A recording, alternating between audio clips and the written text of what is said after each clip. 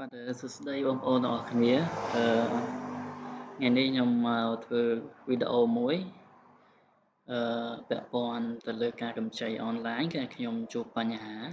ជាក់ស្ដែងខ្លួនឯងផ្ទាល់បាទអានឹងថាអត់ទាន់បានទទួលលុយកម្ចីបែរគេទាសំណងថ្លៃសេវាហើយដល់ពេលយើងធ្វើការមានន័យថាយើងអត់ទទួលនៅលក្ខខណ្ឌមួយចំនួនក៏យើងសុំមិនយកតែឥឡូវវាបានរូបវីដេអូរបស់យើងធ្វើការគម្រាមយើងម្ដងជាពីរដងបានអញ្ចឹងនេះនេះរបស់វាតែគ្នាវាទាំងអស់តែនេះមួយទៀតនេះមកថ្មីទៀតនេះអញ្ចឹងបានវីដេអូរបស់ខ្ញុំនេះអញ្ចឹងម្នាក់នេះដែលខ្ញុំតាក់ទងដំបូងឥឡូវវាលុបទាំងអស់នៅឯកសារតែឥឡូវវាមកថ្មីវាទាលុយខ្ញុំ$20ទៀតវាថាវាបើសិនជាវាមិនអោយវានឹងធ្វើការផុសរូបខ្ញុំបាទតែពេលនោះដៃគូវាមួយទៀតដៃគូតែវារូបវាម្នាក់ឯងបាទមានប្រព័ន្ធFacebook 2 3មិនដឹងអានេះវាឆាតរបស់យើងបាទអញ្ចឹងនេះវាដាក់សួស្ដីទៅវាថាឲ្យតាក់ទងទៅវាទៅយើងសួស្ដីឲ្យវាហើយសួស្ដីសួរអីហ្នឹងទៅវានេះក៏ទាថ្លៃណានៃនេះថ្លៃកាត់ជូននៃណា58,000រៀលអញ្ចឹងនេះ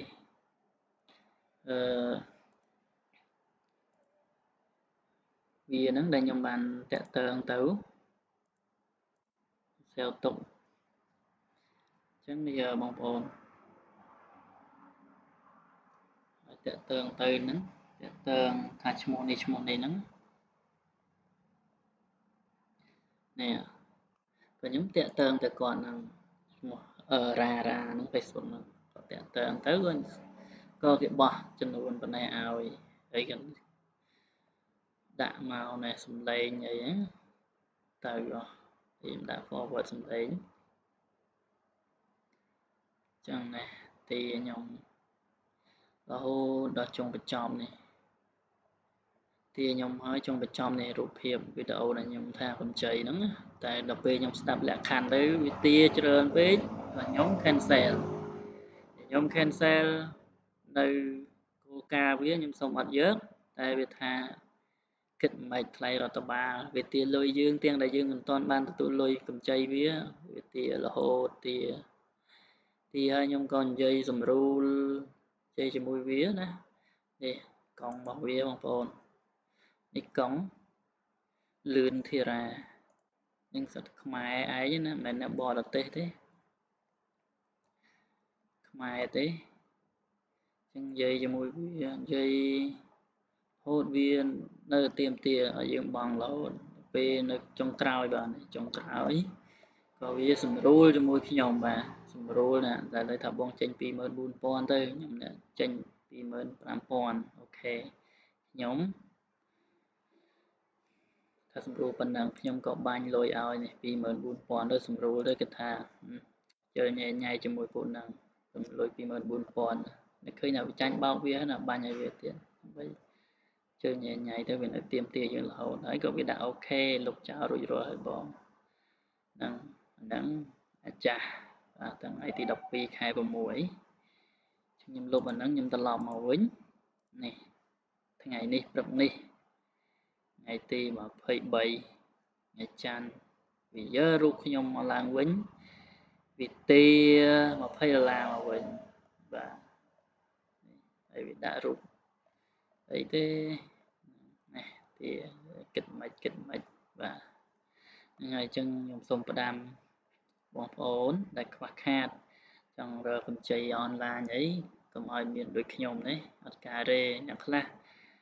គ្នាអត់មានអត់អីគ្នាត្រូវការពឹងពាក់ពលានហ្នឹងហើយ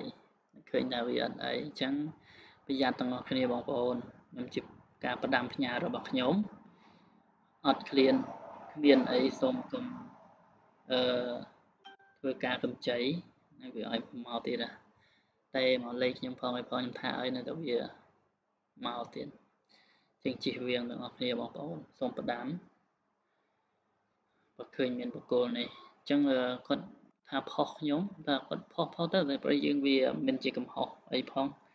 តែគាត់ថាវាចង់បំបាក់មុខខ្ញុំហ្នឹងទទួលយើងអត់បានទទួលសាច់ស៊ីផងតែជាប់នៅអ្វីដែលវាគំរាមយើងតែខ្ញុំអត់ទេខ្ញុំអត់ទៅទន់ខ្សោយមួយវាទេបាទនឹងសូមផ្ដាំបងប្អូនតែប៉ុណ្ណឹងកុំជិះវៀងកុំឲ្យមានការចាញ់បោកយើងខ្សោយវាគំរាមយើងអ្នកខ្លះខ្សោយគំរាមដឹងគ្នាភ័យគ្នាឲ្យលុយហើយខ្ញុំមានតែប៉ុណ្្នឹងបាទអរគុណច្រើនបងប្អូនទាំងអស់គ្នា